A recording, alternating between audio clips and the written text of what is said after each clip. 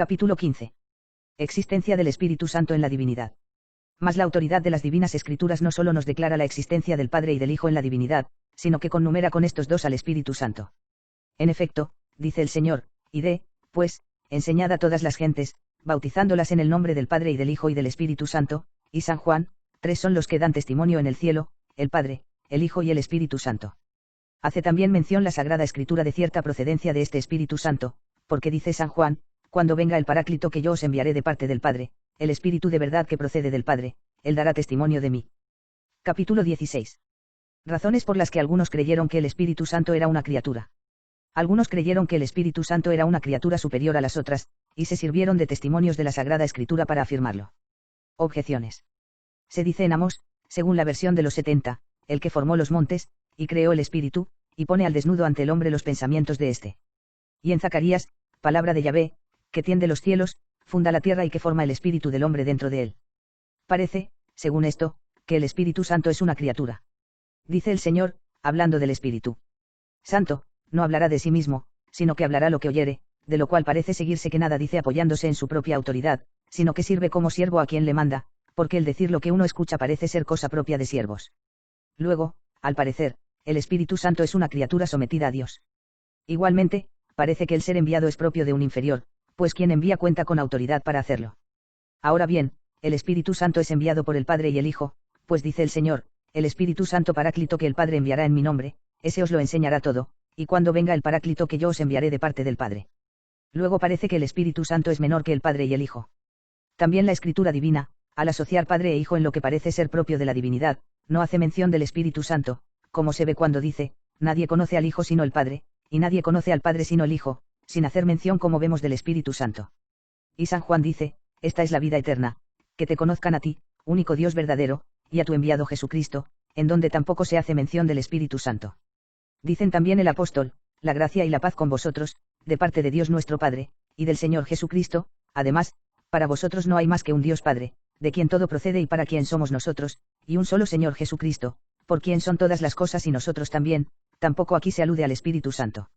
En consecuencia, parece que el Espíritu Santo no es Dios. Todo lo que se mueve es creado, pues demostramos en el libro primero, C13, que Dios es inmóvil. Mas la Divina Escritura atribuye movimiento al Espíritu Santo, porque se dice en el Génesis, el Espíritu del Señor se movía sobre las aguas. Además, derramaré mi Espíritu sobre toda carne. Luego parece que el Espíritu Santo es una criatura. Todo lo que puede sufrir aumento o división es mudable y creado. Es así que las Sagradas Escrituras atribuyen, al parecer, estas mismas cosas al Espíritu Santo, porque dice el Señor a Moisés, elígeme a 70 varones de los ancianos de Israel, y tomaré del Espíritu que hay en ti y lo pondré sobre ellos. Y en el 4 de los Reyes se dice que Eliseo pidió a Elías, que tenga yo 2 partes de tu Espíritu, y Elías respondió, si cuando yo sea arrebatado de ti me vieres, así será. Luego parece que el Espíritu Santo es mudable y no Dios. En Dios no puede darse la tristeza, porque es cierta pasión, y Dios es impasible, L1, CC 16, 89. Sin embargo, en el Espíritu Santo se da, pues dice el apóstol, guardaos de entristecer al Espíritu Santo de Dios. E Isaías dice, ellos enojaron su Santo Espíritu y lo afligieron. Según esto, el Espíritu Santo no es Dios. A Dios no le conviene rogar, sino más bien ser rogado. Mas al Espíritu Santo sí que le conviene, pues se dice, el mismo Espíritu aboga por nosotros con gemidos inefables. Luego parece que el Espíritu Santo no es Dios. Nadie da convenientemente sino lo que es de su dominio. Es así que Dios Padre y también Dios Hijo dan el Espíritu Santo, porque dice el Señor, vuestro Padre el Espíritu Santo a quienes se lo piden. Y San Pedro dice, Dios otorgó el Espíritu Santo a los que le obedecen. Esto, pues, parece demostrar que el Espíritu Santo no es Dios. Si el Espíritu Santo es verdadero Dios, tendrá necesariamente naturaleza divina, y así, como el Espíritu Santo procede del Padre según dice San Juan, es preciso que de él reciba la naturaleza divina. Ahora bien, lo que recibe la naturaleza de quien lo produce es engendrado por él, pues es propio de lo engendrado el ser producido en la especie semejante a la de su principio. Luego el Espíritu Santo será engendrado y, por tanto, hijo. Lo cual es contrario a la verdadera fe. Además, si el Espíritu Santo recibe del Padre la naturaleza divina, y no como engendrado, la naturaleza divina tendrá que comunicarse necesariamente de 2 maneras, es decir, a modo de generación, como procede el Hijo, y por aquel otro según el cual procede el Espíritu Santo. Pero, consideradas todas las naturalezas, se ve que a ninguna le puede convenir el comunicarse de 2 maneras. Luego parece que, no recibiendo el Espíritu Santo la naturaleza por generación, tampoco debe recibirla de otro modo. Luego, al parecer, no es verdadero Dios. Esta fue la opinión de Arrio, el cual afirmó que el Hijo y el Espíritu Santo eran criaturas, sin embargo, dijo que el Hijo era superior y que el Espíritu Santo era su ministro, como sostenía también que el Hijo era menor que el Padre. Y en lo referente al Espíritu Santo le siguió Macedonio, quien pensó rectamente que el Padre y el Hijo tienen una misma substancia, cosa que no atribuyó al Espíritu Santo, por considerarlo una criatura. Y por esto algunos llamaron a los macedonianos semiarrianos, porque en parte convienen con los arrianos y en parte discrepan. Capítulo 17. El Espíritu Santo es verdadero Dios. Sin embargo, con testimonios evidentes de la Escritura se demuestra que el Espíritu Santo es Dios. En efecto, ningún templo se consagra sino a Dios, y por esto se dice en un salmo, Dios está en su templo santo. Ahora bien, al Espíritu Santo se le consagra un templo, porque dice el apóstol, ¿no sabéis que vuestros miembros son templo del Espíritu Santo? Luego el Espíritu Santo es Dios. Y señaladamente por ser nuestros miembros que llama templo del Espíritu Santo miembros de Cristo, pues antes había dicho, ¿no sabéis que vuestros cuerpos son miembros de Cristo? Pero siendo Cristo verdadero Dios, como consta por lo dicho, C3, habría inconveniente en que los miembros de Cristo fueran templo del Espíritu Santo si el Espíritu Santo no fuera Dios. Los santos solo dan culto de latría al verdadero Dios, pues se dice en el Deuteronomio, temerás al Señor tu Dios y a Él solo servirás. Pero los santos sirven al Espíritu Santo, porque dice el apóstol, la circuncisión somos nosotros, los que servimos al Espíritu Dios. Y, aunque en algunos libros se lee a los que servimos en el Espíritu de Dios, no obstante, en los libros griegos y en los latinos más antiguos se lee los que servimos al Espíritu Dios. Y del mismo griego se deduce que esto sea de atribuir al culto de latría, que solo es debido a Dios. Por tanto, el Espíritu Santo es verdadero Dios, al cual se debe culto de latría. El santificar a los hombres es obra exclusiva de Dios, pues se dice en el Levítico, yo, Yahvé, que os santifico. Mas quien santifica es el Espíritu Santo, porque dice el apóstol, habéis sido lavados, habéis sido santificados, habéis sido justificados en el nombre del Señor Jesucristo y por el Espíritu de nuestro Dios. Además, a nosotros nos ha elegido Dios desde el principio para hacernos salvos por la santificación del Espíritu y la fe verdadera. Luego el Espíritu Santo ha de ser Dios. Así como la vida natural del cuerpo es por el alma, del mismo modo la vida de santidad del alma es por Dios, por eso dice el Señor, así como me envió el Padre, que vive, y yo vivo por mi Padre, así también el que me come vivirá por mí. Pero dicha vida de santidad es por el Espíritu Santo, pues a la cita anterior se añade, el Espíritu es el que vivifica, y el apóstol dice, si con el Espíritu mortificáis las obras de la carne, viviréis. Luego el Espíritu Santo es de naturaleza divina. Además, el Señor, como prueba de su divinidad contra los judíos, que no podían sufrir que se hiciera igual a Dios, afirma que posee la virtud de resucitar, cuando dice, como el Padre resucita a los muertos y les da vida, así también el Hijo da vida a los que quiere. Ahora bien, la virtud de resucitar pertenece al Espíritu Santo, porque dice el apóstol, si el Espíritu de aquel que resucitó a Cristo Jesús de entre los muertos habita en vosotros, el que resucitó a Cristo Jesús de entre los muertos dará también vida a vuestros cuerpos mortales por virtud de su Espíritu, que habita en vosotros. Según esto, el Espíritu Santo es de naturaleza divina. La creación es obra exclusiva de Dios, según demostramos ya, L2, C21. Mas la creación pertenece al Espíritu Santo, pues dice el Salmo, envía tu Espíritu y serán creadas todas las cosas, y en Job se dice, él mismo la creó, es decir, a la sabiduría por el Espíritu Santo. Por consiguiente, el Espíritu Santo es de naturaleza divina. Dice el apóstol, el Espíritu todo lo escudriña, hasta las profundidades de Dios. Pues qué hombre conoce lo que en el hombre hay, sino el Espíritu del hombre, que en él está. Así también las cosas de Dios nadie las conoce sino el Espíritu de Dios. Mas el comprender todos los misterios de Dios no está al alcance de criatura alguna, como vemos por esto que dice el Señor, nadie conoce al Hijo sino el Padre, y nadie conoce al Padre sino el Hijo.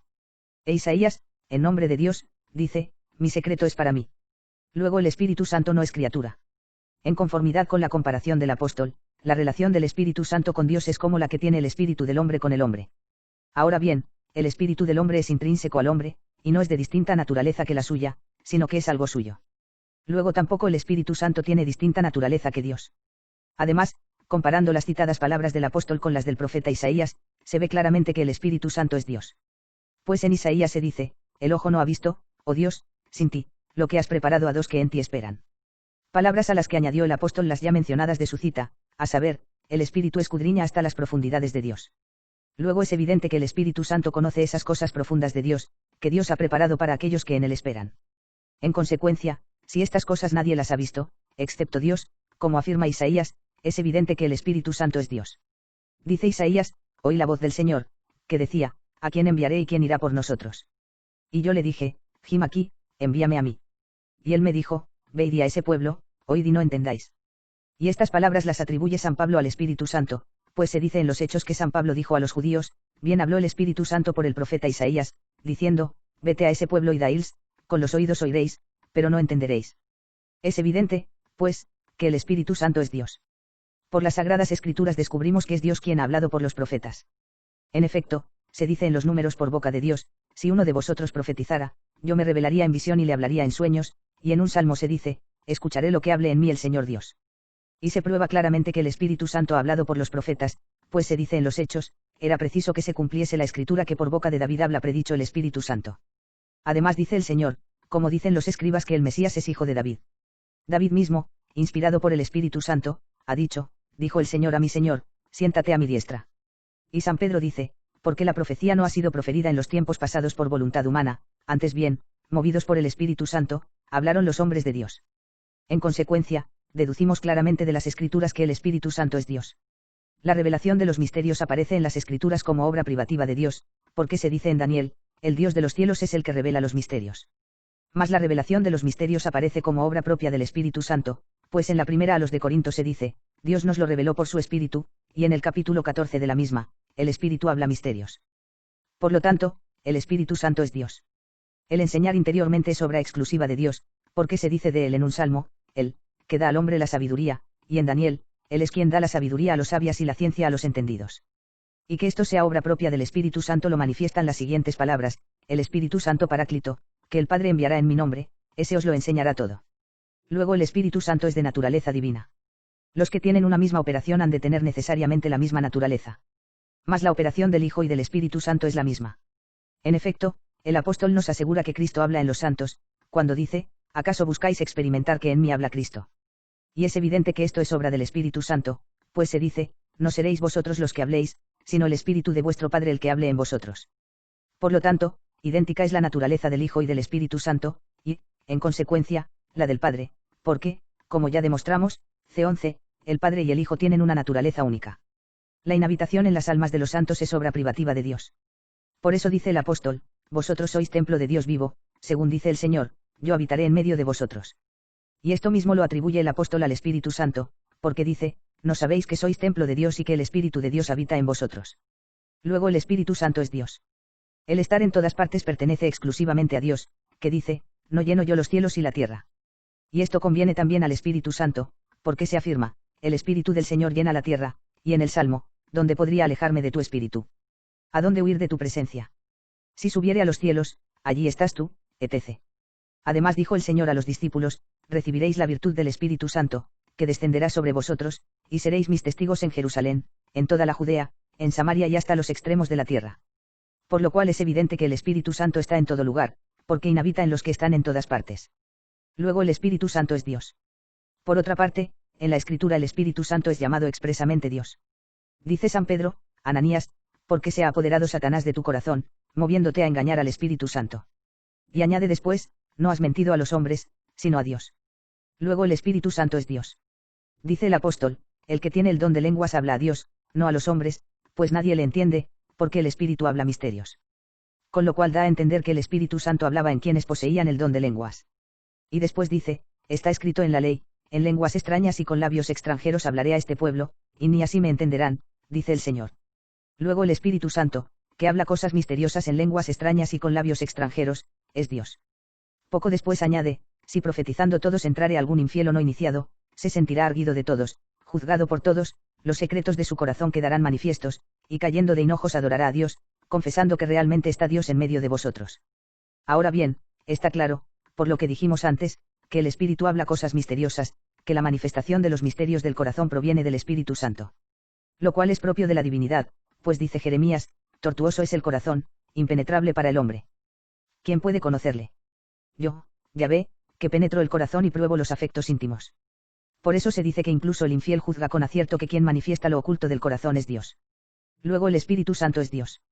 Un poco más adelante dice: el espíritu de los profetas está sometido a los profetas, porque Dios no es Dios de confusión, sino de paz. Pero las gracias de los profetas, que ha llamado espíritu de los profetas, proceden del Espíritu Santo. Según esto, demuestra que el Espíritu Santo, que distribuye tales gracias de modo que de ellas nazca, no la discordia, sino la paz, es Dios, al decir no es Dios de confusión, sino de paz. El adoptar a uno como a hijo de Dios no puede ser obra más que de Dios, puesto que ninguna criatura espiritual se llama hijo de Dios por naturaleza, sino por la gracia de adopción. Por eso el apóstol atribuye esta obra al Hijo de Dios, el cual es verdadero Dios, cuando dice, envió Dios a su Hijo para que recibiésemos la adopción.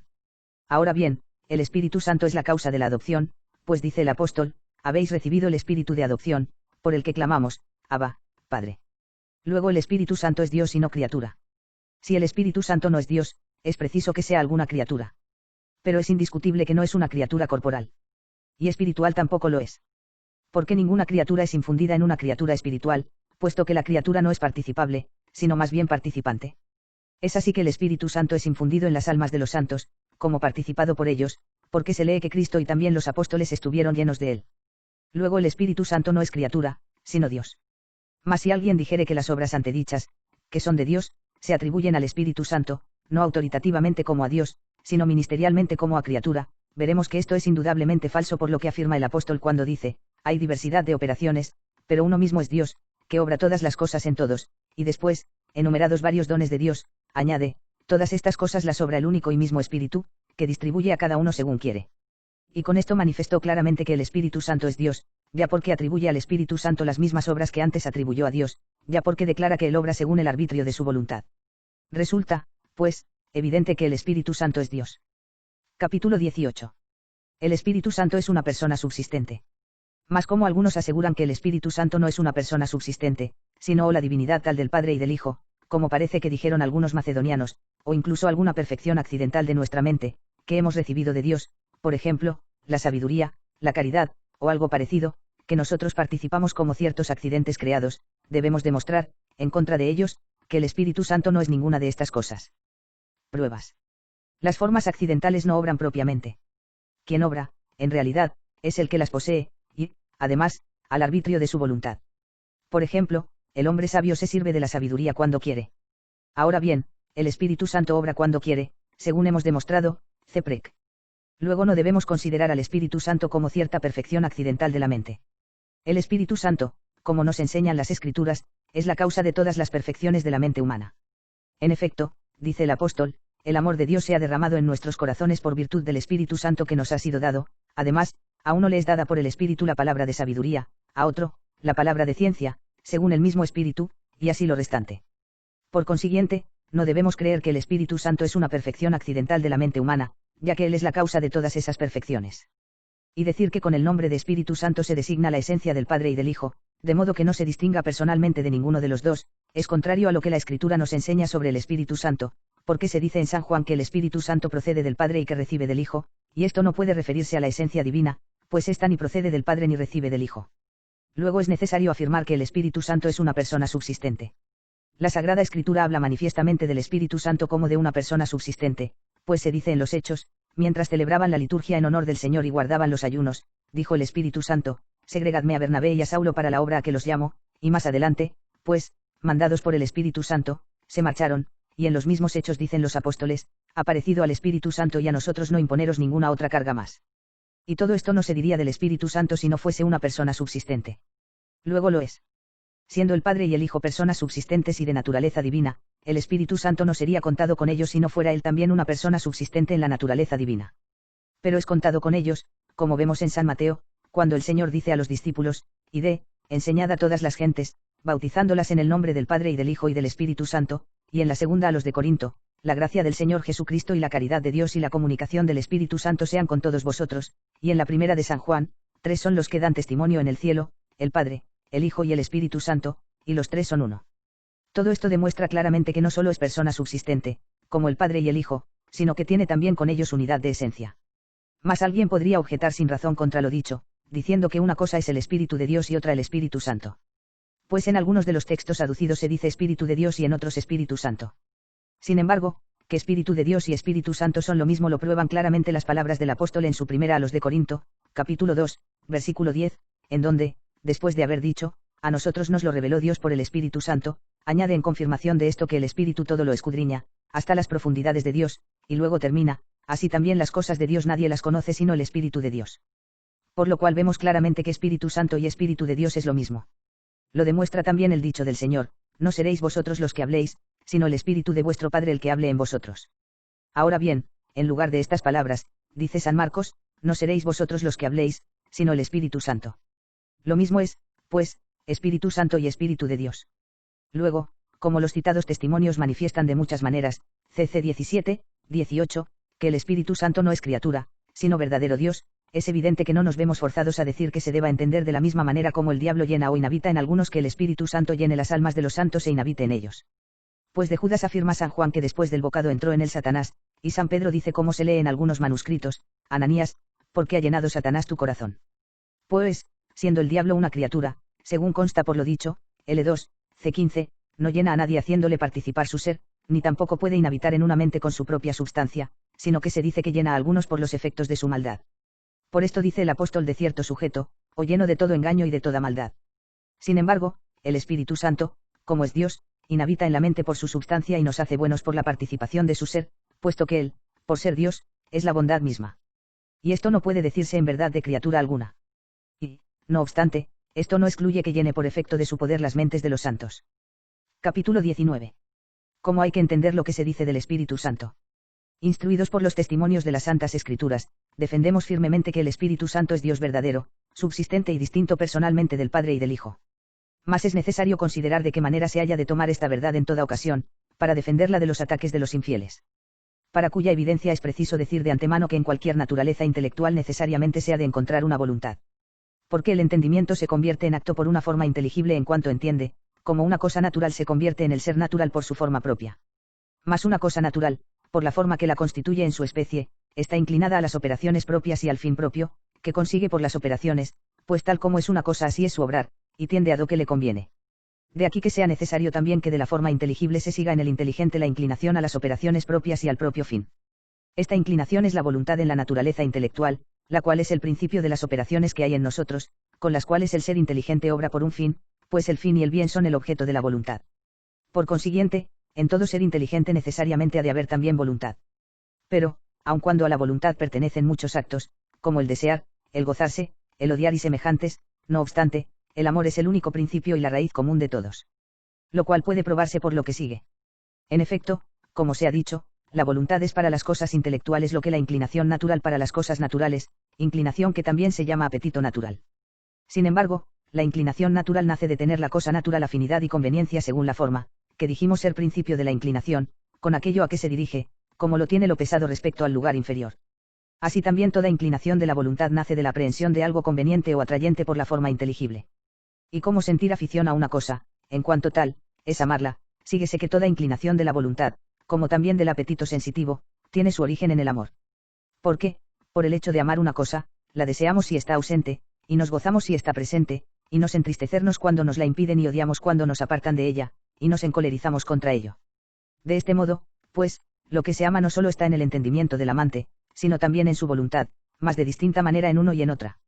En efecto, en el entendimiento está según su semejanza específica, pero en la voluntad del que ama está como el término del movimiento en el principio motor proporcionado por la conveniencia y conformidad que guarda con él.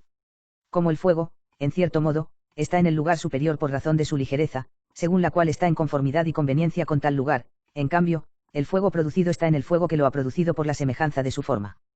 Por lo tanto, como se ha demostrado que en toda naturaleza intelectual hay voluntad, y Dios es inteligente, como se probó en el libro primero, C44, necesariamente ha de haber voluntad en él, no en el sentido de que la voluntad de Dios sea efectivamente algo sobreañadido a su esencia, como tampoco lo es su entendimiento, según se demostró, y vid, cc 45, 73, sino que la voluntad de Dios es su misma substancia.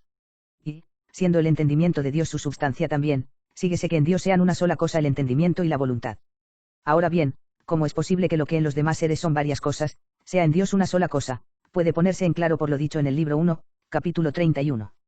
Y cómo se demostró en el libro 1, C45, que la operación de Dios es su misma esencia, y la esencia de Dios es su voluntad, y vid, C73, síguese que en Dios no hay voluntad como potencia o como hábito, sino solo como acto. Ya se ha demostrado que todo acto de la voluntad radica en el amor. Luego en Dios ha de haber amor necesariamente. Y como, según se demostró en el libro 1, C74, el objeto propio de la voluntad divina es su bondad, es preciso que Dios primera y principalmente ame su bondad y se ame a sí mismo. Ahora bien, habiéndose demostrado que lo amado ha de estar necesariamente en la voluntad del amante de alguna manera, y que Dios se ama a sí mismo, indefectiblemente Dios estará en su voluntad como lo amado en el amante. Pero el amado está en el amante según el modo de ser amado, y como el amar es un cierto querer y el querer de Dios es su esencia, como también su voluntad es su esencia, por consiguiente, el ser de Dios en su voluntad, tomado como amor, no es un ser accidental como en nosotros, sino esencial. Por lo tanto, Dios, considerado como existente en su voluntad, necesariamente ha de ser verdadera y substancialmente Dios.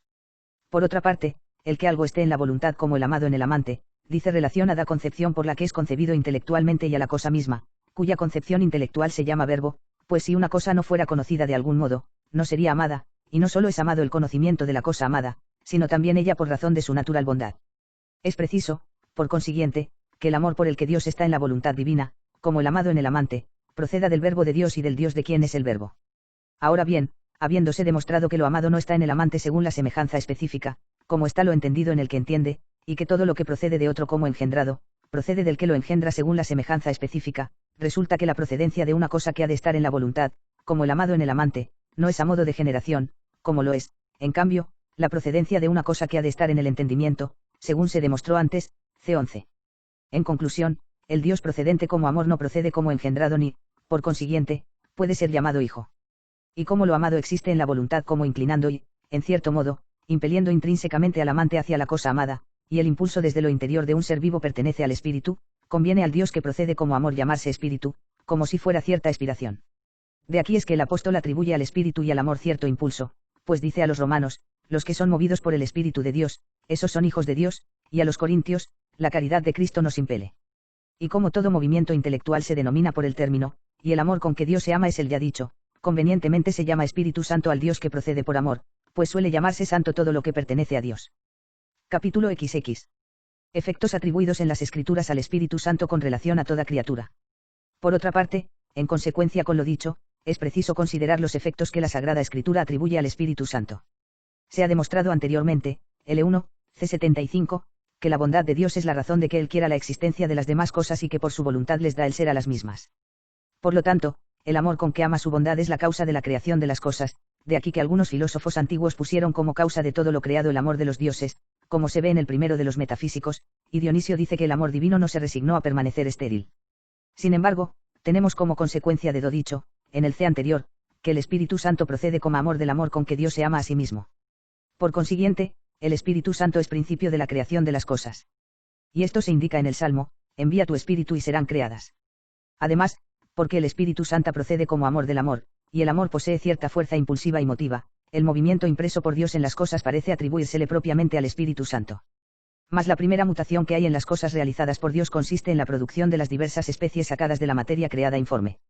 Por eso la Sagrada Escritura atribuye esta obra al Espíritu Santo, pues dice, el Espíritu de Dios se movía sobre la superficie de las aguas. San Agustín quiere que por las aguas se entienda la materia prima, sobre lo cual, se dice, movíase el Espíritu del Señor, pero no en el sentido de que se moviera, sino por ser principio del movimiento. Además, el gobierno divino de las cosas se interpreta como un cierto movimiento, en cuanto Dios dirige y mueve todas las cosas hacia los propios fines.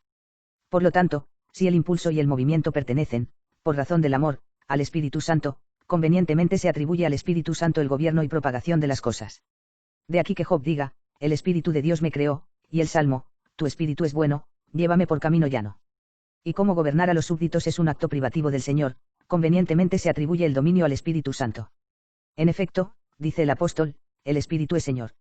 Y en el símbolo de la fe se dice, creo en el Espíritu Santo, Señor. La vida se manifiesta sobre todo en el movimiento, pues decimos que vive lo que se mueve a sí mismo, y comúnmente todo cuanto se actúa a sí mismo para la operación. Luego, si por razón del amor le compete al Espíritu Santo el impulsar y el mover, convenientemente también se le atribuye la vida. Efectivamente, dice San Juan, el Espíritu es el que da vida, y Ezequiel, yo voy a hacer entrar en vosotros el Espíritu, y viviréis. Y en el símbolo de la fe nosotros declaramos creer en el Espíritu Santo vivificador. Lo cual está también en consonancia con el nombre Espíritu, pues también la vida corporal de los animales existe mediante el Espíritu, vital difundido desde el principio de la vida en los demás miembros. Capítulo XXI. Efectos atribuidos al Espíritu Santo en la Sagrada Escritura en orden al hombre referentes a cuánto nos da Dios liberalmente. En orden a los efectos que realiza propiamente en la humanidad, hay que considerar también que, debido a que de algún modo nos asemejamos a la perfección divina, se dice que Dios nos otorga tal perfección, como Dios nos da la sabiduría en cuanto que de algún modo nos asemejamos a la divina sabiduría. Por consiguiente, como el Espíritu Santo procede como amor del amor con que Dios se ama a sí mismo, según se demostró, C19, por razón de que amando a Dios nos asemejamos a este amor, se dice que Dios nos da el Espíritu Santo. De aquí que el apóstol diga, el amor de Dios se ha derramado en nuestros corazones por virtud del Espíritu Santo que nos ha sido dado. No obstante, se ha de saber que cuanto hay de Dios en nosotros se reduce a Dios, como a su causa eficiente y ejemplar. Como a causa eficiente, en verdad, en cuanto que por la virtud operativa divina es realizado algo en nosotros. Y como a causa ejemplar, en cuanto que lo que hay en nosotros de Dios imita de alguna manera a Dios. Por lo tanto, siendo la virtud del Padre y del Hijo y del Espíritu Santo la misma, como idéntica es su esencia, necesariamente todo lo que Dios realiza en nosotros ha de proceder simultáneamente, como de su causa eficiente, del Padre y del Hijo y del Espíritu Santo. Con todo, la palabra de sabiduría que Dios nos ha difundido, y por la que conocemos a Dios, representa propiamente al Hijo. Y del mismo modo, el amor, por el que amamos a Dios, representa propiamente al Espíritu Santo. Y así la caridad que hay en nosotros, por más que sea un efecto del Padre y del Hijo y del Espíritu Santo, con todo, por una razón especial, se dice que está en nosotros por el Espíritu Santo.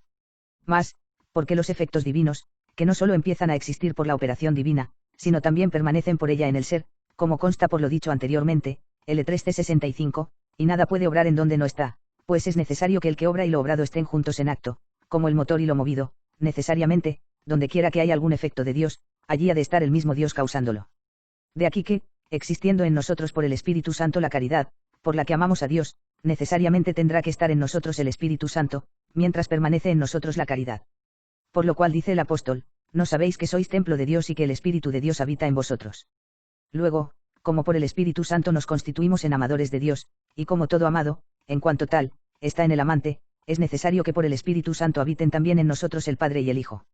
De aquí que el Señor diga, vendremos a Él, es decir, al que ama a Dios, y en Él haremos morada.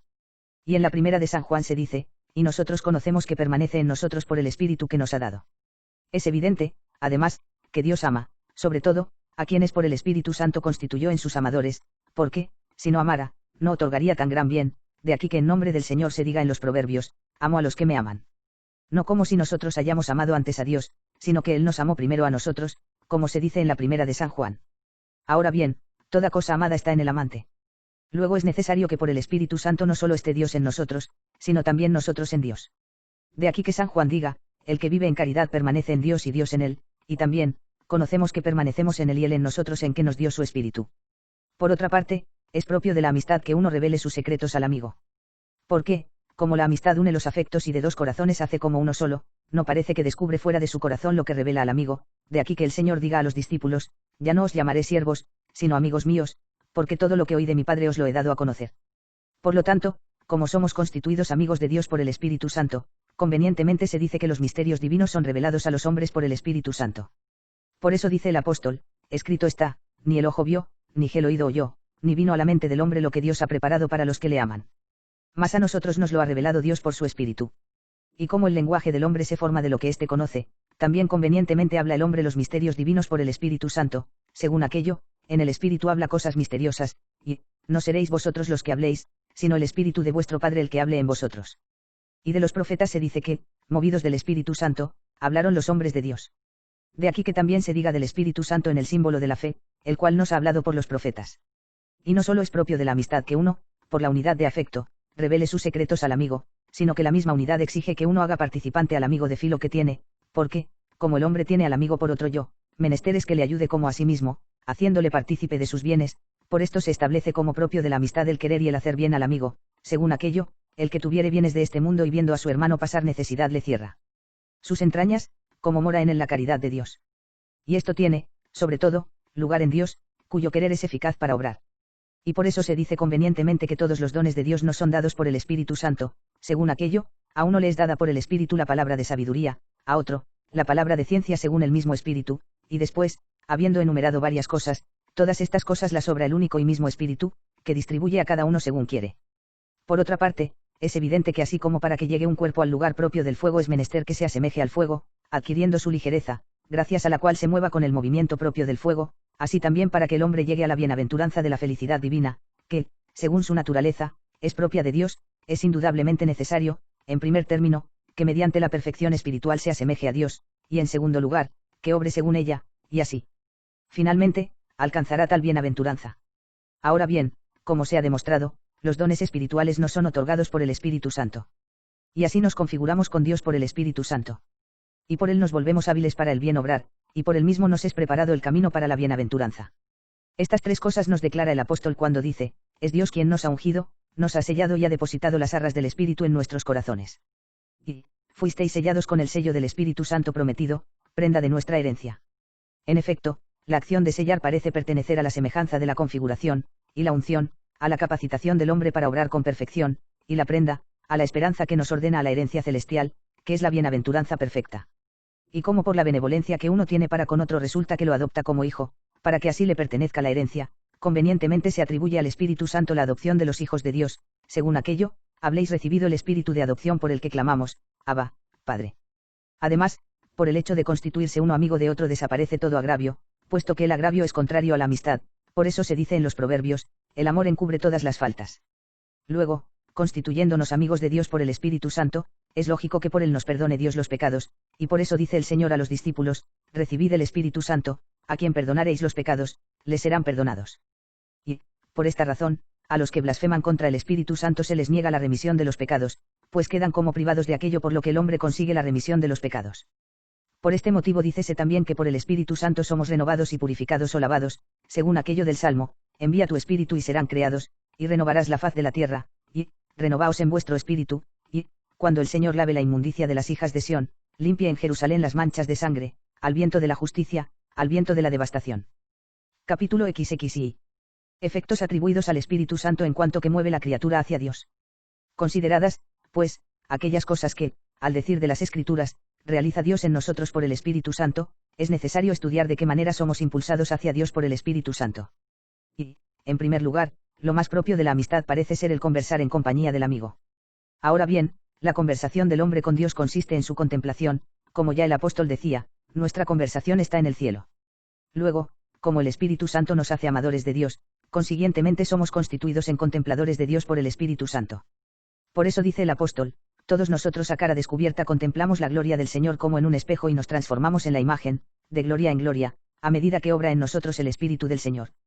También es propio de la amistad que uno se deleite en presencia del amigo, y se goce en sus palabras y obras, y en él encuentre consuelo en todas las angustias, de aquí que acudimos a los amigos, sobre todo, en la aflicción, en busca de consuelo.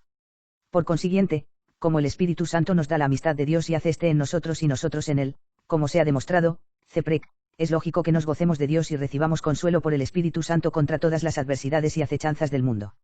Por eso en el Salmo se dice, devuélveme el gozo de tu salvación y confírmame en el Espíritu primero. Y en la epístola a los Romanos, el reino Dios es justicia y paz y gozo en el Espíritu Santo, y en los Hechos se dice, la Iglesia gozaba de paz y se fortalecía y andaba en el temor del Señor, llena de los consuelos del Espíritu Santo.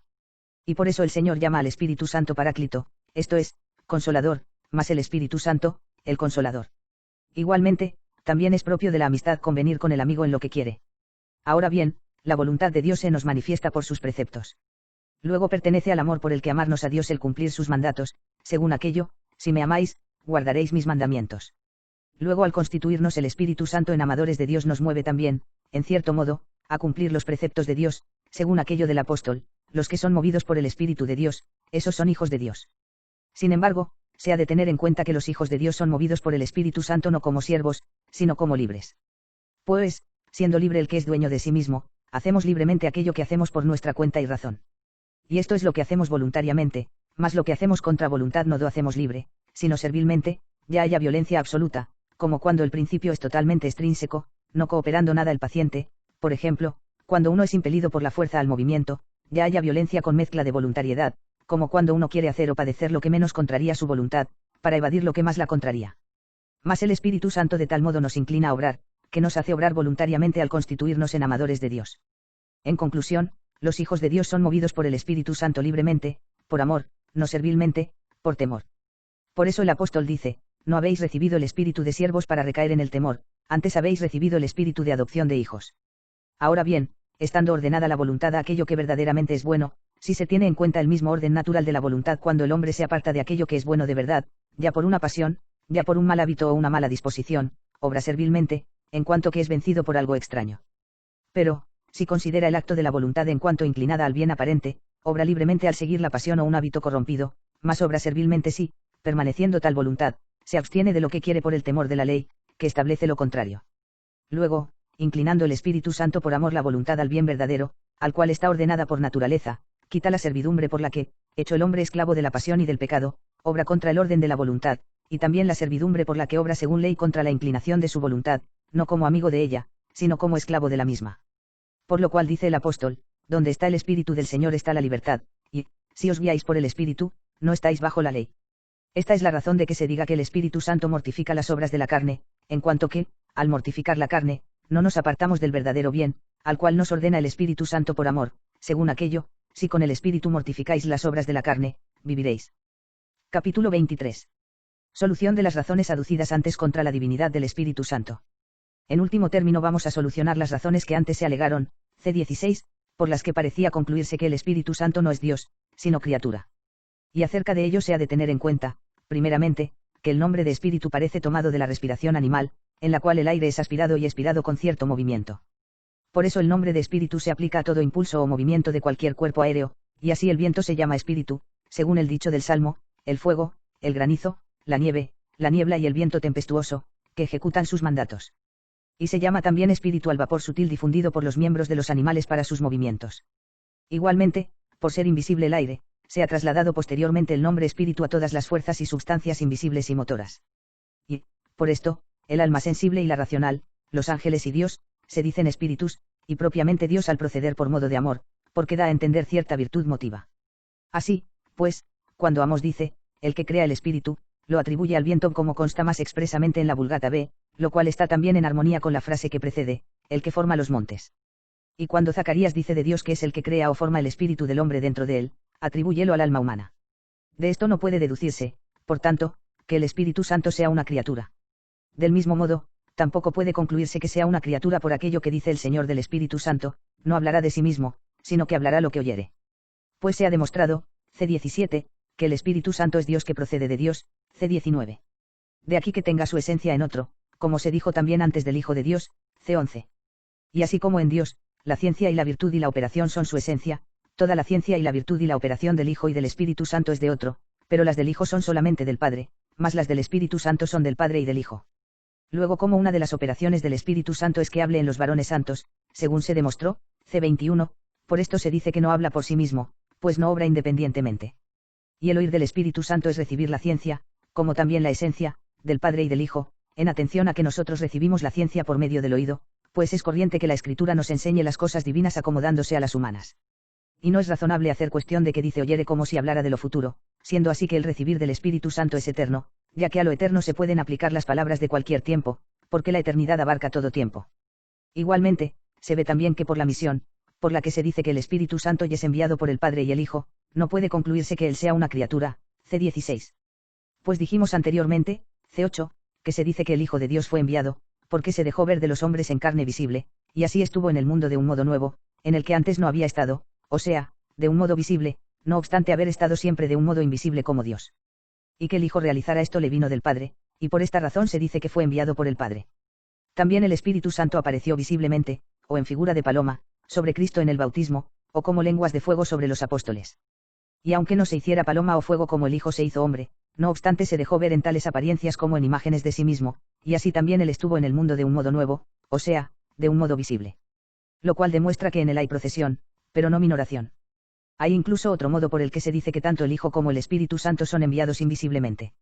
En efecto, consta por lo dicho que el Hijo procede del Padre a modo de idea, por la que Dios se conoce a sí mismo, C11, y que el Espíritu Santo procede del Padre y del Hijo a modo de amor, por el que Dios se ama a sí mismo, C19. Por eso según dijimos, C21, cuando uno se convierte por el Espíritu Santo en amador de Dios, es inhabitado por el Espíritu Santo, y así está de un cierto modo nuevo en el hombre, es decir, según el nuevo efecto propio de la inhabitación.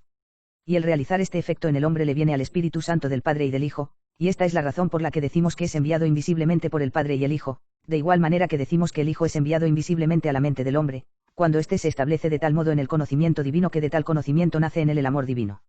Luego vemos que este modo de misión tampoco importa minoración alguna en el Hijo o en el Espíritu Santo, sino solo procesión de otro. Tampoco la Escritura excluye al Espíritu Santo de la divinidad porque enumere algunas veces al Padre y al Hijo sin hacer mención del Espíritu Santo, como tampoco excluye al Hijo por hacer alguna vez mención del Padre sin hacerla del Hijo, confrontes C8.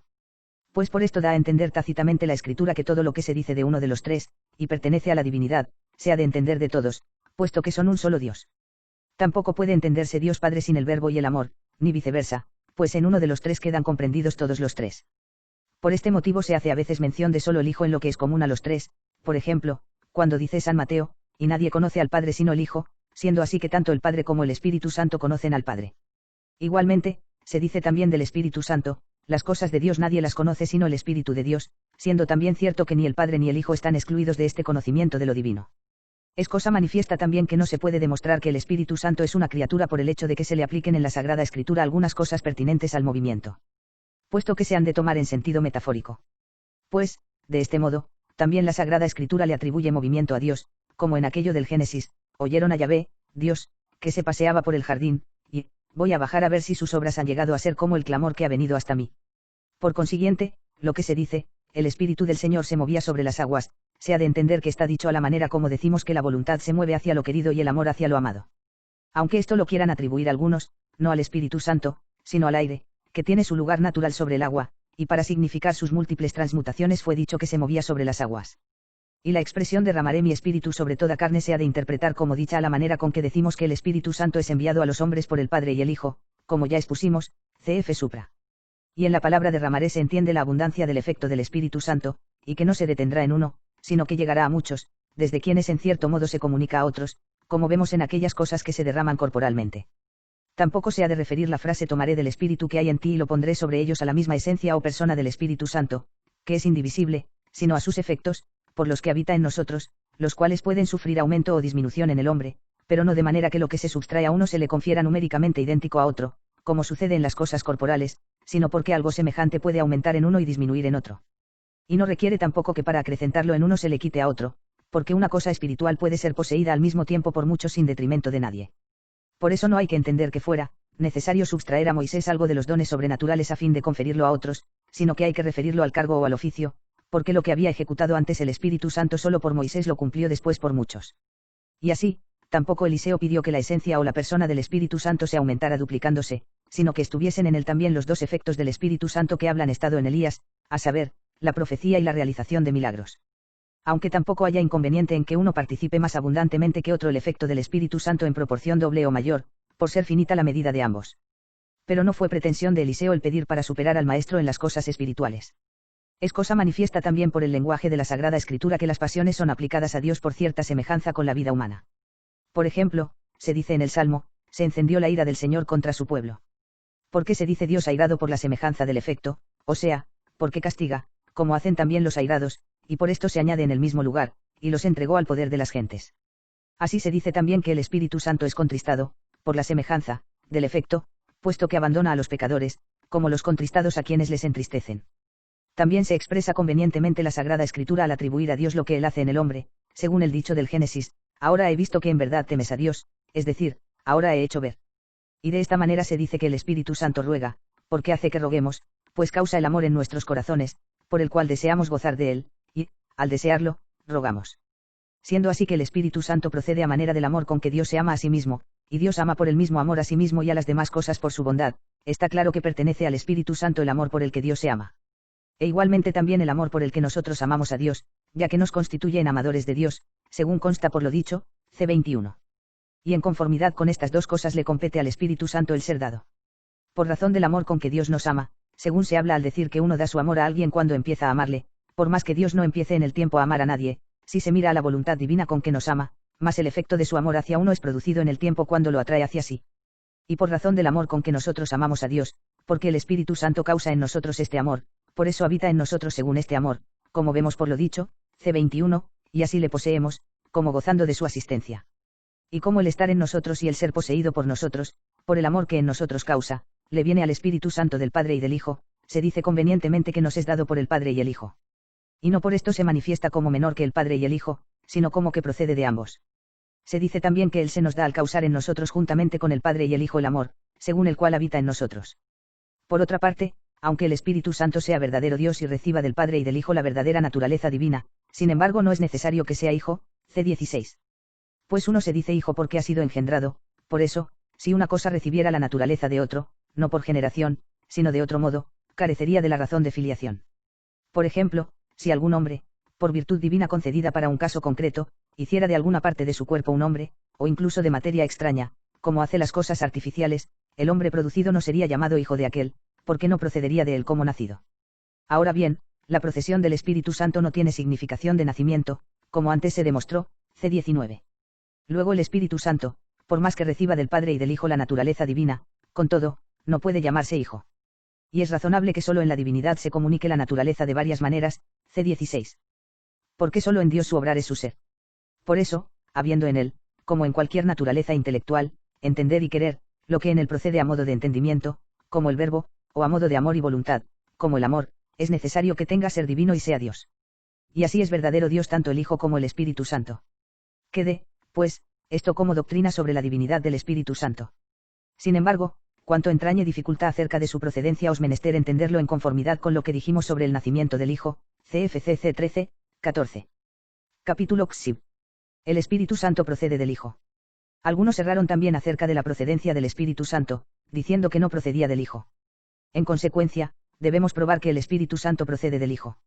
Vemos claramente por la Sagrada Escritura que el Espíritu Santo es Espíritu del Hijo, pues se lee, pero si alguno no tiene el Espíritu de Cristo, ese no es de Cristo. Y para que nadie pueda decir que uno es el Espíritu que procede del Padre y otro el del Hijo, se demuestra por las palabras del apóstol que es el mismo Espíritu Santo el del Padre y el del Hijo. Pues las palabras citadas, si alguno no tiene el Espíritu de Cristo, ese no es de Cristo, las añade después de haber dicho, si el Espíritu de Dios habita en nosotros, etc. Ahora bien, no puede decirse que el Espíritu Santo sea Espíritu de Cristo solo porque lo tuvo en cuanto hombre, según aquello, Jesús, lleno del Espíritu Santo, se volvió del Jordán, puesto que se dice, y por ser hijos de Dios, envió Dios a nuestros corazones el Espíritu de su Hijo, que grita, Abba, Padre. Luego el Espíritu Santo nos hace hijos de Dios en cuanto que es Espíritu del Hijo de Dios. Y nos hacemos hijos adoptivos de Dios por semejanza al Hijo natural de Dios, según aquello, porque a los que antes conoció, a esos los predestinó a ser conformes con la imagen de su Hijo, para que éste sea el primogénito entre muchos hermanos. Por tanto, que el Espíritu Santo es Espíritu de Cristo, en cuanto que éste es Hijo natural de Dios. Ahora bien, el Espíritu Santo solo puede decirse Espíritu del Hijo de Dios por la relación de origen, porque en la divinidad solo se da esta distinción. Luego es necesario decir que el Espíritu Santo es de tal manera del Hijo, que procede de él. El Espíritu Santo es, además, enviado por el Hijo, según aquello, cuando venga el Paráclito que yo os enviaré de parte del Padre. Mas quien envía tiene cierta autoridad sobre el enviado. Es, pues, preciso decir que el Hijo tiene cierta autoridad respecto al Espíritu Santo. No ciertamente de dominio o mayoridad, sino solo de origen. Así, pues, el Espíritu Santo procede del Hijo. Y si alguien dice que también el Hijo es enviado por el Espíritu Santo, puesto que se afirma en San Lucas que el Señor dijo que en él se había cumplido aquello de Isaías, el Espíritu del Señor descansa sobre mí, y me ha enviado a predicar la buena nueva a los abatidos, se ha de tener en cuenta que el Hijo es enviado por el Espíritu Santo por haber asumido la naturaleza humana. Mas el Espíritu Santo no asumió la naturaleza creada para que, según ella, pueda decirse que es enviado por el Hijo o que el Hijo tiene autoridad sobre él. Resulta, pues, que respecto a la persona eterna el Hijo tiene autoridad sobre el Espíritu Santo. Además, dice el Hijo del Espíritu Santo, él me glorificará, porque tomará de lo mío. Y no puede decirse que reciba do que pertenece al Hijo sin recibirlo de él, como si dijera que recibe del Padre la esencia divina que pertenece al Hijo, por lo que se añade, todo cuanto tiene el Padre es mío, por esto os he dicho que tomará de lo mío. Porque, si todas las cosas del Padre son también del Hijo, la autoridad del Padre, por la que es principio del Espíritu Santo, será también del Hijo. En consecuencia, así como el Espíritu Santo recibe del Padre lo que es del Padre, así también recibe del Hijo lo que es del Hijo. Para probarlo pueden aducirse las autoridades de los doctores de la Iglesia, incluso de los griegos. Dice San Atanasio, el Espíritu Santo, no hecho, ni creado, ni engendrado, sino procedente del Padre y del Hijo. También San Cirilo, en su epístola que aprobó el Concilio de Calcedonia, dice, se llama Espíritu de verdad, y es Espíritu de verdad, y fluyó de él, como en último término también de Dios Padre. Y Dídimo afirma también en su libro de Espíritu Santo, ni el Hijo es otra cosa más de lo que le ha sido dado por el Padre, ni es otra la substancia del Espíritu Santo, fuera de lo que le ha sido dado por el Hijo. Y mueve a risa pensar que algunos conceden que el Espíritu Santo viene del Hijo o que fluye de él, sin proceder de él. Porque la palabra procesión parece ser la más común entre todas las que se refieren a origen. Pues todo lo que de cualquier modo es por otro decimos que procede de él. Y, puesto que las cosas divinas se designan mejor por palabras comunes que por especiales, la palabra procesión es la más apropiada hablando del origen de las divinas personas. Luego, si se concede que el Espíritu Santo viene del Hijo o que fluye de él, es preciso que de él proceda. Además, leemos en la definición del Concilio V, seguimos en todo a los santos padres y doctores de la Iglesia, Atanasio, Hilario, Basilio, Gregorio el teólogo y Gregorio Niseno, Ambrosio, Agustín, Teófilo, Juan de Constantinopla, Cirilo, León, Próculo, y admitimos todo lo que acerca de la fe ortodoxa y de la condenación de los herejes expusieron. Ahora bien, parece claro por muchos testimonios de San Agustín, principalmente del libro de Trinitate y del comentario Super Joannem, que el Espíritu Santo viene del Hijo lo mismo que del Padre. Lo cual puede probarse también con razones evidentes. Porque las cosas, efectuada la distinción material, que no puede tener lugar en las personas divinas, no se distinguen entre sí como no sea por alguna oposición, de suerte que las cosas que no se oponen pueden hallarse juntas en un mismo sujeto, porque no pueden ser causa de distinción alguna, y así lo blanco y lo triangular, que no se oponen, aunque sean diversos, pueden hallarse en un mismo sujeto. Ahora bien, según las enseñanzas de la fe católica, debemos suponer que el Espíritu Santo se distingue del Hijo, de lo contrario, no habría Trinidad, sino dualidad de personas. Es necesario, pues, que tal distinción se haga por alguna oposición. Mas no por oposición de afirmación y negación, pues así se distinguen los entes de los no entes, ni por oposición de privación y hábito, porque así se distinguen las cosas perfectas de las imperfectas, ni tampoco por oposición de contrariedad, porque así se distinguen las cosas que son diversas por la forma, ya que la contrariedad, según enseñan los filósofos, es una diferencia según la forma. Diferencia que no conviene ciertamente a las personas divinas, puesto que tiene una sola forma, igual que una sola esencia, según aquello del apóstol, que dice del Hijo, quien existiendo en la forma de Dios, es decir, del Padre. Resulta, pues, que una persona divina no se distingue de la otra sino por oposición de relación, y así el Hijo se distingue del Padre según la oposición relativa de Padre e Hijo. Puesto que en las personas divinas no puede haber otra oposición relativa que la que es según el origen. En efecto, las cosas opuestas relativamente, o bien se fundan sobre la cantidad, como lo doble y la mitad, o bien sobre la acción y pasión, como Señor y siervo, lo que mueve y lo movido, Padre e Hijo. Además, de los relativos que se fundan sobre la cantidad, unos se basan en la cantidad diversa, como doble y medio, mayor y menor, otros, en la misma unidad, como lo mismo, que significa uno en substancia, igual, que significa uno en cantidad, y semejante, que significa uno en cualidad. Ahora bien, las personas divinas no pueden distinguirse por relaciones fundadas sobre la diversidad de cantidad, pues así desaparecería la igualdad de las tres personas. Ni tampoco por las relaciones que se fundan sobre lo uno, puesto que tales relaciones no causan distinción, sino que más bien pertenecen a la conveniencia, aunque quizá, algunas presupongan distinción. En lo referente a las relaciones fundadas sobre la acción y pasión, siempre uno de los relativos es como sujeto, y desigual en virtud, exceptuadas solamente las relaciones de origen, en las que no se señala ninguna minoración, por razón de que en ellas se da algo que produce un semejante e igual así en naturaleza y en virtud. Resulta, pues, que las personas divinas solo pueden distinguirse con oposición relativa de origen. Sí, pues, el Espíritu Santo se distingue del Hijo, es preciso decir que procede de él, pues no puede decirse que el Hijo proceda del Espíritu Santo, cuando más bien se dice que el Espíritu Santo es del Hijo y es dado por el Hijo. Del Padre provienen el Hijo y el Espíritu Santo. Es preciso, por tanto, que el Padre se relacione con el Hijo y con el Espíritu Santo, igual que el principio se relaciona con lo que de él se deriva. Más con el Hijo se relaciona por razón de paternidad, pero no así con el Espíritu Santo, pues entonces el Espíritu Santo sería Hijo, ya que la paternidad no se dice sino en orden al Hijo. Luego ha de haber otra relación por la que el Padre se relacione con el Espíritu Santo, a la cual llamamos expiración.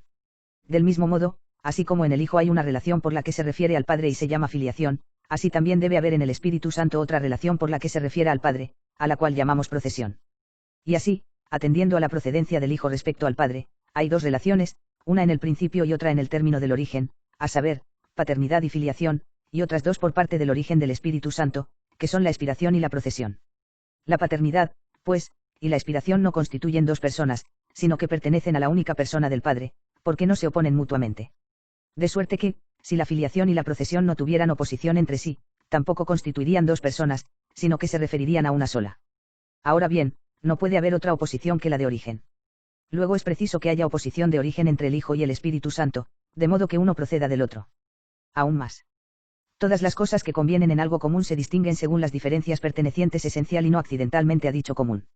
Por ejemplo, hombre y caballo, que convienen en lo animal, se distinguen entre sí no por blanco y negro, que son diferencias accidentales respecto al animal, sino por racional e irracional, que les son esenciales. Porque, como animal es lo que tiene alma, es necesario que se distingan entre sí por tener tal o cual alma, es decir, racional o irracional. Pero es evidente que el Hijo y el Espíritu Santo convienen en que son por otro, pues ambos provienen del Padre, y, según esto, el Padre se distingue convenientemente de uno y otro en cuanto que carece de origen. Por tanto, si el Espíritu Santo se distingue del Hijo, ha de ser necesariamente por las diferencias que dividan esencialmente el ser por otro. Las cuales diferencias, en verdad, no pueden ser sino del mismo género, es decir, pertenecientes al origen, de modo que uno de ellos proceda del otro. Resulta, pues, que para que el Espíritu Santo se distinga del Hijo es preciso que proceda del Hijo. Y si alguien dice que el Espíritu Santo se distingue del Hijo, no por proceder del Hijo, sino por el diverso origen de ambos con respecto al Padre, necesariamente habremos de volver a lo mismo. Porque, si el Espíritu Santo es algo distinto del Hijo, es preciso que también sea distinto el origen o procesión de uno y otro. Ahora bien, dos orígenes no pueden distinguirse más que por el término, o el principio, o el sujeto. Ejemplos, Por parte del término, el origen del caballo se distingue del origen del buey, en cuanto que estos dos orígenes terminan en naturalezas específicamente distintas. Por parte del principio, como si suponemos, dentro de la misma especie animal, que algunos son engendrados solamente por la virtud activa del sol y otros por la virtud activa de la semilla, junto con aquella otra.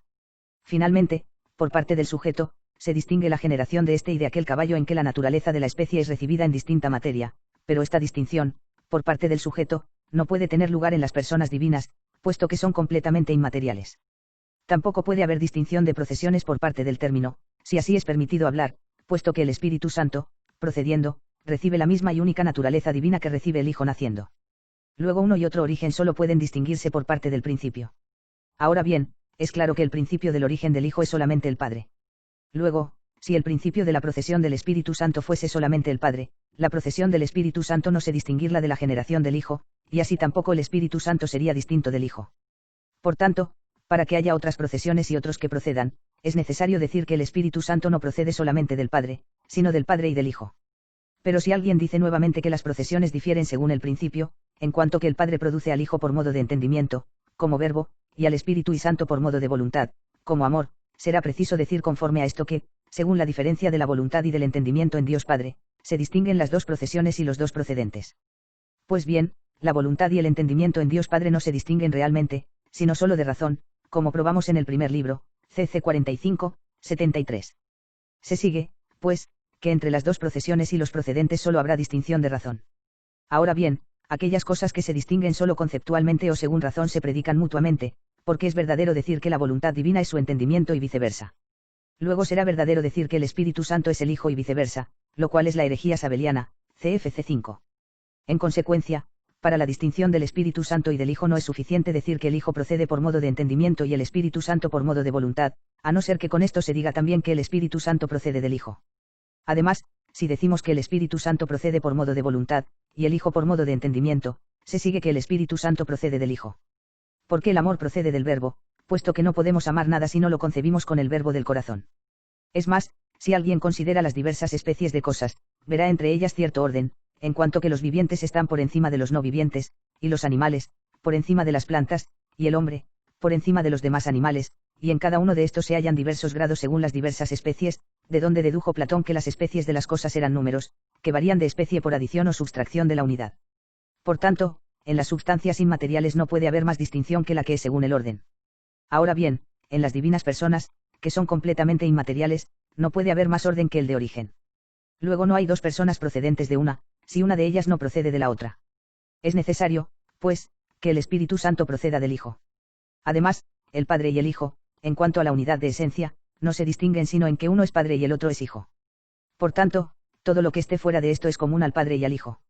Ahora bien, ser principio del Espíritu Santo está fuera de la razón de paternidad y filiación, puesto que una es la relación por la que el Padre es Padre, y otra por la que el Padre es principio del Espíritu Santo, según dijimos antes. Luego ser principio del Espíritu Santo es común al Padre y al Hijo. Todo lo que no es contra la razón de alguno no es imposible que le convenga, como no fuere quizá accidentalmente. Mas ser principio del Espíritu Santo no es contra la razón de Hijo, ni en cuanto es Dios, puesto que el Padre es principio del Espíritu Santo, ni en cuanto que es Hijo, puesto que una es la procesión del Espíritu Santo y otra la del Hijo. Mas no repugna que lo que viene de un principio según una procesión sea principio de la procesión de otro. Resulta, pues, que no es imposible que el Hijo sea principio del Espíritu Santo. Pero lo que no es imposible puede ser. Y en Dios no difiere el ser y el poder. Luego el Hijo es principio del Espíritu Santo. Capítulo XXV. Argumentos de los que intentan demostrar que el Espíritu Santo no procede del Hijo, y solución de los mismos. Mas algunos, queriendo resistir pertinazmente a la verdad, alegan en contrario ciertas razones que apenas merecen respuesta. Porque dicen que el Señor, hablando de la procesión del Espíritu Santo, dijo que procedía del Padre, sin hacer mención alguna del Hijo, como aparece en San Juan, cuando venga el Paráclito, que yo os enviaré de parte del Padre, el Espíritu de verdad, que procede del Padre. Por lo cual, como quiera que no podemos pensar de Dios sino lo que está contenido en la Escritura, no se puede decir que el Espíritu Santo proceda del Hijo. Pero esto es totalmente vano. Porque, debido a la unidad de esencia, todo lo que en la Escritura se dice de una persona debe entenderse también de la otra, a no ser que se oponga a lo propiamente personal de la misma, aun cuando se añada una expresión exclusiva. Y así, aunque se diga, nadie conoce el Hijo sino el Padre, no se excluye por ello, del conocimiento del Hijo, ni al mismo Hijo ni al Espíritu Santo. De donde, aunque se dijera en el Evangelio que el Espíritu Santo no procede sino del Padre, no por ello será falso que procediera del Hijo, puesto que esto no se opone a lo que conviene propiamente al Hijo, según vimos anteriormente, Ceprec. Ni es de admirar que el Señor diga que el Espíritu Santo procede del Padre, sin hacer mención de sí, puesto que todo lo suele referir al Padre, de quien recibe todo cuanto tiene, como cuando dice, mi doctrina no es mía, sino de aquel que me envió, del Padre. Y muchas cosas parecidas se encuentran entre las palabras del Señor, que encarecen en el Padre la autoridad de principio B. Sin embargo, en el texto citado tampoco rechaza totalmente que Él sea principio del Espíritu Santo, puesto que le llama Espíritu de verdad, habiendo dicho antes de sí que era la verdad. Objetan también que en algunos concilios se haya prohibido, bajo amenaza de anatema, añadir algo al símbolo ordenado en los concilios, en el cual, por otra parte, no se hace mención alguna de que el Espíritu Santo proceda del Hijo, y por esto acusan como reos de anatema a los latinos, que añadieron esto en el símbolo. Pero estas razones carecen de fuerza, pues en la determinación del Sínodo de Calcedonia se lee que los padres reunidos en Constantinopla corroboraron la doctrina del Sínodo niceno, no como infiriendo que fuese menos, sino declarando con testimonios de las Escrituras lo que ellos entendían del Espíritu Santo contra los que habían intentado negar que fuera Señor. Igualmente, hay que decir que la afirmación de que el Espíritu Santo procede del Hijo está contenida en el símbolo constantinopolitano, cuando se dice que procede del Padre, porque cuanto se dice del Padre es preciso entenderlo también del Hijo, según anotamos antes. A lo cual basta añadir la autoridad del romano pontífice, que según hallamos confirmó los antiguos concilios. Alegan también que el Espíritu Santo, por su simplicidad, no puede provenir de dos, y que el Espíritu Santo, si procede perfectamente del Padre, no procede del Hijo, y otras cosas semejantes, que fácilmente puede resolver aún el poco ejercitado en teología. Porque el Padre y el Hijo son un solo principio del Espíritu Santo en razón de la unidad del poder divino, y con una sola producción producen al Espíritu Santo, del mismo modo que las tres personas son un solo principio de la criatura y la producen con una sola acción. Capítulo XXVI. En Dios no hay más que tres personas, Padre, Hijo y Espíritu Santo. De todo lo cual es preciso colegir que en la naturaleza divina subsisten tres personas, Padre, Hijo y Espíritu Santo, y que estas tres son un solo Dios, distintas solamente por sus mutuas relaciones. Pues el Padre se distingue del Hijo por la relación de paternidad y por la carencia de origen, el Hijo se distingue del Padre por la relación de filiación, el Padre y el Hijo se distinguen del Espíritu Santo por la expiración, por decirlo así, y el Espíritu Santo se distingue del Hijo por la procesión de amor con que procede de ambos. Y fuera de estas tres personas no puede ponerse una cuarta en la naturaleza divina. En efecto, las personas divinas, por convenir en la esencia, no pueden distinguirse si no es por relación de origen, según dijimos antes, C24. Es así que estas relaciones de origen conviene considerarlas, no según una procesión que tienda a lo exterior, pues, así, el que procede no sería coesencial a su principio, sino que es preciso que permanezca en lo interior. Pero que algo proceda, permaneciendo dentro de su principio, sucede solamente en la operación del entendimiento y de la voluntad, según se ve por lo dicho, capítulos 11, 19. Por lo cual las personas divinas no pueden multiplicarse sino según lo exija la procesión del entendimiento y de la voluntad en Dios. Pero no es posible que en Dios haya más que una procesión según el entendimiento, puesto que su entender es uno y simple y perfecto, ya que, entendiéndose, entiende todas las demás cosas, y así no puede haber en Dios más que una procesión del Verbo. E igualmente es preciso que la procesión de amor sea una sola, porque también el querer divino es uno y simple, puesto que amando se ama todo lo demás. No es, pues, posible que haya en Dios más de dos personas que procedan, una por vía de entendimiento, como el Verbo, es decir, el Hijo, y otra por vía de amor, a saber, el Espíritu Santo. Es también una sola la persona que no procede, es decir, el Padre. Por lo tanto, en la divinidad solamente puede haber tres personas. Además, si las personas divinas se distinguen según la procesión y el modo de la persona, en cuanto a la procesión, no puede ser sino triple, a saber, o que sea absolutamente no procedente, y es el Padre, o procedente del no procedente, y es el Hijo, o procedente del procedente, y es el Espíritu Santo. Es imposible, en consecuencia, que haya más de tres personas. Porque, aunque en los demás vivientes puedan multiplicarse las relaciones de origen, como por ejemplo, hay en la naturaleza humana muchos padres y muchos hijos, esto es completamente imposible en la naturaleza divina. Porque la filiación, por ser en una naturaleza de una sola especie, no puede multiplicarse sino por parte de la materia o sujeto, según ocurre con las demás formas. Por lo cual, como quiera que en Dios no hay materia o sujeto, y las mismas relaciones son subsistentes, según dijimos antes, C14, es imposible que en Dios haya muchas filiaciones. Y la misma razón vale para lo demás. Por tanto, en Dios solo hay tres personas. Y si alguien objeta diciendo que el Hijo, por ser perfecto Dios, tiene virtud intelectiva perfecta y así puede producir verbo, e igualmente, por tener el Espíritu Santo bondad infinita, que es principio de comunicación, puede comunicar la naturaleza divina a otra persona divina, debe considerar que el Hijo es Dios como engendrado, mas no como engendrante, por tanto, en él está la virtud intelectiva como está en quien procede como verbo, pero no como en quien produce verbo. E igualmente, por ser el Espíritu Santo Dios como quien procede, en él está la bondad infinita como está en la persona que la recibe, mas no como está en quien comunica a otra la bondad infinita. pues solo se distinguen entre sí por las relaciones, según consta por lo dicho, cc 14, 24. Luego en el Hijo está toda la plenitud de la divinidad y en igual medida como está en el Padre, pero con relación de natividad, así como en el Padre está con relación de generación activa. Por lo cual, si la relación del Padre se atribuyera al Hijo, desaparecería toda distinción. Y lo mismo hay que decir del Espíritu Santo.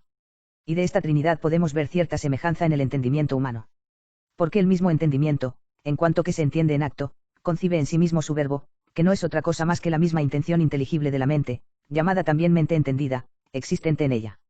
La cual, por amarse también a sí misma, se produce a sí misma en la voluntad como objeto amado. Pero no procede más allá dentro de sí, sino que se encierra en un círculo, cuando por amor vuelve a la misma substancia de la que había empezado a proceder mediante la intención entendida, habiendo, sin embargo, procesión hacia los efectos exteriores cuando por amor de sí tiende a hacer algo. Y así hallamos tres cosas en la mente misma, que es principio de la procesión en cuanto que permanece en su naturaleza, la mente concebida en el entendimiento y la mente amada en la voluntad. Sin embargo, estas tres cosas no son una sola naturaleza, porque el entender de la mente no es su ser, como tampoco su querer es su ser o su entender. Y, por lo mismo, ni la mente entendida ni la mente amada son personas, puesto que no son subsistentes. Y tampoco es persona la mente misma, en cuanto que permanece en su naturaleza, por no ser un todo subsistente, sino parte de un subsistente, a saber, el hombre. Luego en nuestra mente se halla una semejanza de la Trinidad divina en cuanto a la procesión que repite la Trinidad, pues por lo dicho se ve que en la naturaleza divina hay Dios ingénito, que es principio de toda procesión divina, es decir, el Padre, y Dios engendrado, como verbo concebido en el entendimiento, a saber, el Hijo, y Dios que procede como amor, es decir, el Espíritu Santo, y fuera de estas no hay dentro de la naturaleza divina ninguna otra procesión, sino la que tiende a los efectos exteriores. No obstante, nuestra mente falla en la representación de la Trinidad en que el Padre y el Hijo y el Espíritu Santo son de una misma naturaleza y cada uno de ellos es persona perfecta, ya que el entender y querer de Dios son su mismo ser divino, según se ha demostrado, L1, cc 45, 73. Por lo cual la semejanza de Dios se ve en el hombre como se ve en la semejanza de Hércules en la piedra, en cuanto a la representación de la forma, no en cuanto a la conveniencia de naturaleza. Por esto se dice también que en la mente del hombre está la imagen de Dios, según aquello, hagamos al hombre a nuestra imagen y semejanza. También en las demás cosas hallamos cierta semejanza de la Trinidad, en cuanto que toda cosa es una en su substancia, y es formada por cierta especie y tiene algún orden. Ahora bien, es evidente por lo dicho, capítulos 11, 19, que la concepción del entendimiento en el ser inteligible es como la información de la especie en el ser natural, y el amor es como la tendencia o el orden en la cosa natural. Por lo tanto, también las especies de las cosas naturales representan remotamente al Hijo, y el orden, al Espíritu Santo. Y por eso, en razón de esta remota y obscura representación en las cosas irracionales, se dice que hay en ellas un vestigio de la Trinidad, pero no una imagen, según aquello, acaso comprenderás los vestigios de Dios. Y baste con lo dicho hasta el presente acerca de la Trinidad divina.